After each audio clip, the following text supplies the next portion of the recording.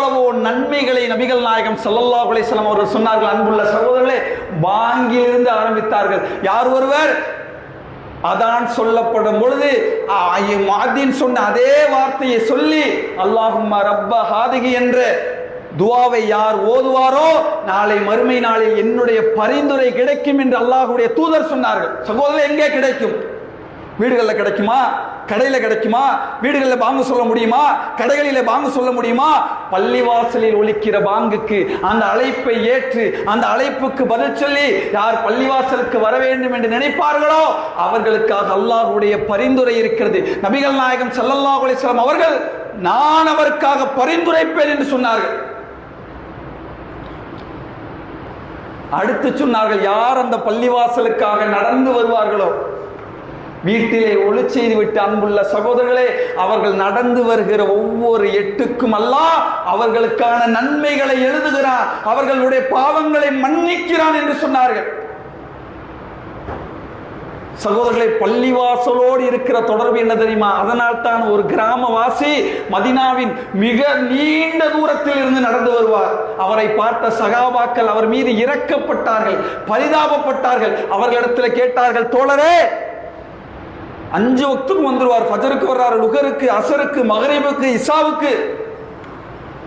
அவரிடத்தில் கேட்டார்கள், நீங்கள் வருவதற்கு ஏதேனும் ஒரு வாகனத்தை வைத்துக் கொள்ள கூடாதா? அவர் சொன்னார், மதீனாவின் பள்ளிவாசலின் அருகில் அல்ல, நபிகள் நாயகம் ஸல்லல்லாஹு அலைஹி வஸல்லம் அவருடைய வீட்டின் அருகில் கூட என்னுடைய வீடு இருப்பதை நான் விரும்பவில்லை என்று சொன்னார்கள்.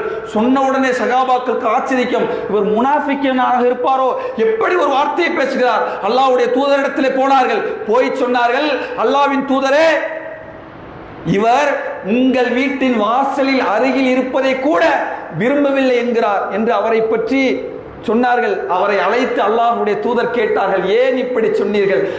அதற்கு அந்த நபித்தோழர் சொன்னார், அல்லாஹ்வின் தூதரே, நீங்கள் சொன்னீர்களே பள்ளிவாசலிலே நடந்து வருவதற்காக ஒவ்வொரு எட்டுக்கும் அல்லாஹ் நன்மையை தருவதாக சொன்னீர்களே, ஒவ்வொரு பாவங்களையும் அல்லாஹ் மன்னிப்பதாக சொன்னீர்களே, அந்த காரணத்தினால் தான் நான் நீண்ட தூரத்திலிருந்து நடந்து வர விரும்புகிறேன் என்று சொன்னார்கள். சகோதரர்களே, நான் கேட்கிறேன்,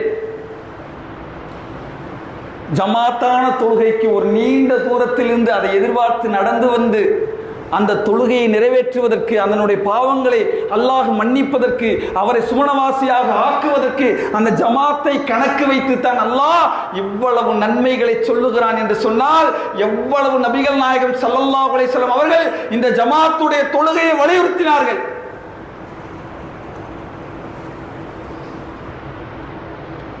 மேலும் நபிகள் நாயகம் ஸல்லல்லாஹு அலைஹி வஸல்லம் அவர்கள் சொன்னார்கள்,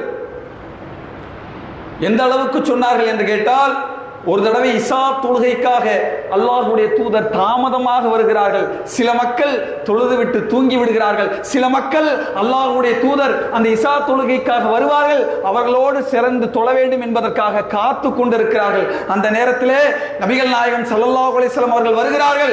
வந்து அந்த இஷா தொழுகையை நடத்துகிறார்கள். தொழுகை முடித்துவிட்டு நபி தோழர்களை பார்த்து சொன்னார்கள், சில பேர் வந்தார்கள், தொழுதார்கள், உறங்கிவிட்டார்கள், ஆனால் நீங்கள் காத்து கொண்டிருந்தீர்களே, இந்த தொழுகைக்காக காத்து கொண்டிருந்த காலமெல்லாம் நீங்கள் தொழுதலாகவே கணக்கிடப்பட்டீர்கள். சகோதரர்களை, தொழுகைக்காக காத்திருந்தால், நீங்கள் தொழுதால் அல்லாஹ் என்ன நன்மைகளை என்ன கூலிகளை எழுதுவானோ. இதோ பாங்கு சொல்லிவிட்டார்கள், பள்ளிவாசலுக்கு செல்கிறேன், பாங்குக்கும் இகாமத்துக்கும் இடையிலே 10 நிமிஷம் இருக்கு, 5 நிமிடம் இருக்கிறது என்று அந்த தொழுகைக்காக எதிர்பார்த்து நீங்கள் காத்திருந்தால், அல்லாஹ்வுடைய தூதர் சொன்னார்கள், அந்த 10 நிமிடமும் அந்த 5 நிமிடமும் நீங்கள் தொழுததாகவே அல்லாஹ் தன்னுடைய கணக்கிலே வரவு வைப்பான் என்று அல்லாஹ்வுடைய தூதர் சொன்னார்கள் என்று சொன்னால், அன்புள்ள சகோதரர்களே, சிறப்பு மட்டுமல்ல, அதற்குள்ளே ஜமாத்தின் அவசியத்தை அல்லாஹ்வுடைய தூதர் விளக்கினார்கள்.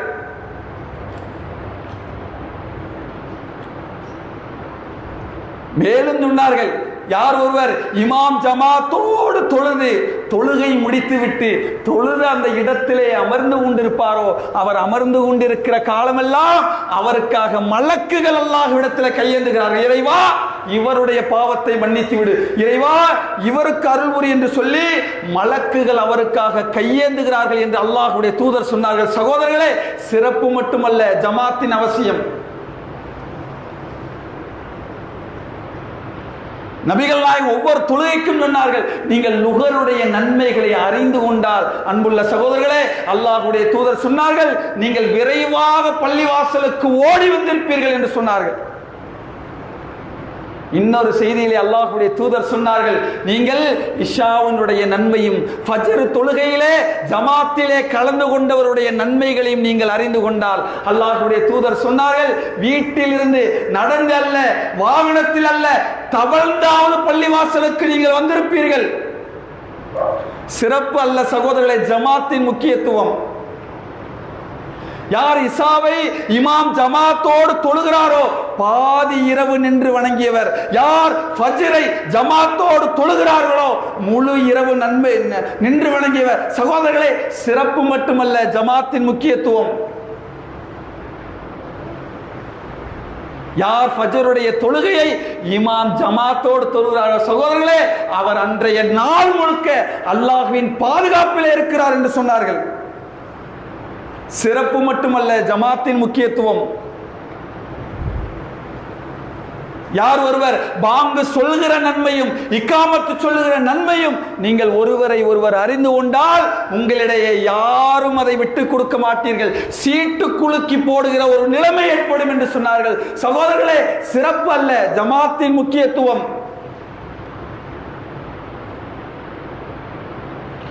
யார் ஒருவர் அசருடைய தொழுகையை தவற விட்டு விடுவாரோ அவர் குடும்பத்தையும் செல்வத்தையும் இழந்த அனாதையாகி விடுகிறார் என்று அல்லாஹ்வுடைய தூதர் சொன்னார்கள். அன்புள்ள சகோதரர்களே, ஜமாத்தின் முக்கியத்துவம்.